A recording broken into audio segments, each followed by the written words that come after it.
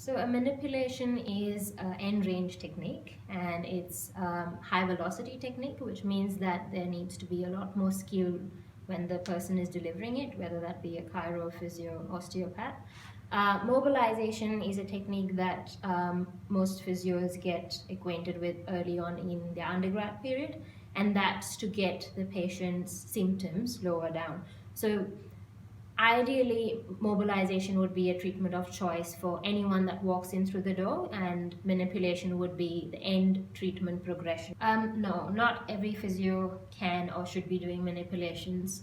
Your physio that you're seeing needs to be comfortable doing them. There are some uni courses that provide manipulations as a skill treatment they get you comfortable with in undergrad or master's program, but you should have had training from your senior physio, and so you need to make sure you ask on the reception, choose a physio that has done manips quite often and is comfortable delivering that to you. So you need to ask for it beforehand.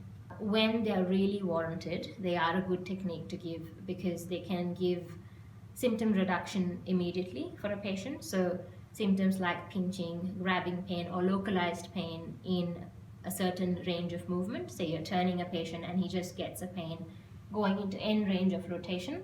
That's a patient that will feel better with the manip. It immediately reduces the stiffness in a joint. There is a little bit of endorphin release that is coming out of the gapping or the cavitation and the popping sound that you get when you're doing a manip. So it is good to reduce patient symptoms generally. Manipulation is an uncomfortable technique. It's a bit like dry needling. It depends on the person that you're doing it on. It can be a little painful. The idea is that it happens quite quickly, so you're not in that painful position for too long, and when it's done, it gives you a sense of relief.